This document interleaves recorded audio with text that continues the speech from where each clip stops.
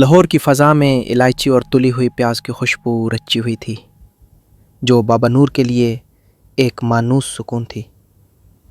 वो सहन में अपनी चारपाई पर बैठे थे। ऊपर चंबीली की बैल से छनकर धूप आ रही थी। उनकी गांठदार उंगलियां महारत से नई कालीन के धागे बांध रही थीं।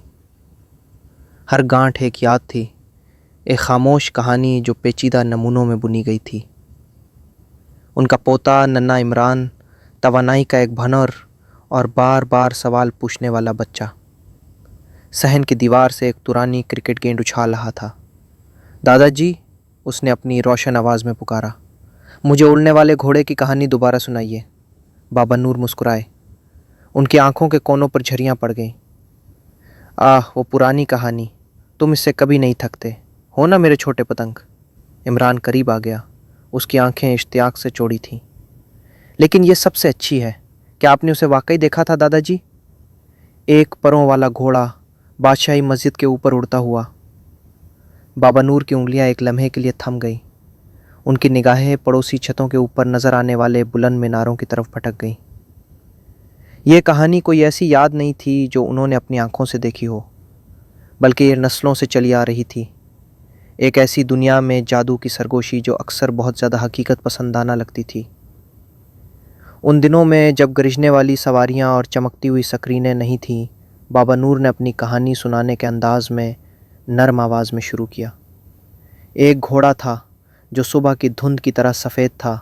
उसके पर शाहीन के परों जैसे रंगीन थे। उसका नाम आसमान का घोड़ा था। आसमान का घोड़ा। इमरान पूरी तरह मगन होकर झुक गया। यह वो वक्त था जब लाहौर जवान था। उसका दिल एक मुख्तलिफ किस्म के जादू से धड़क रहा था। आसमान का घोड़ा एक दाना पैर का था जो दरियाए रावी के किनारे रहता था। ये पैर, वो कहते हैं, हवा की ज़ुबान और सितारों की सरगोशियों के राज समझ सकता था। बाबा नूर की उंगलियां दोबारा काम करने लगे। गांठें बादलों के घूमते हुए नमूने बना रही थीं। एक साल लाहौर को एक खौफनाक खुशहाली ने अपनी लपेट में ले लिया। खेत धूल बन गए, दरिया सूख कर एक छोटी नदी बन गया और लोग भूखे और मायूस हो गए। पीर इनके लोगों की तकलीफ से दिल बोझल था। दिन रात निजात के लिए दुआ की। फिर एक तारामी रात को आसमान का घोड़ा पीर के सामने ज़ाहिर हुआ।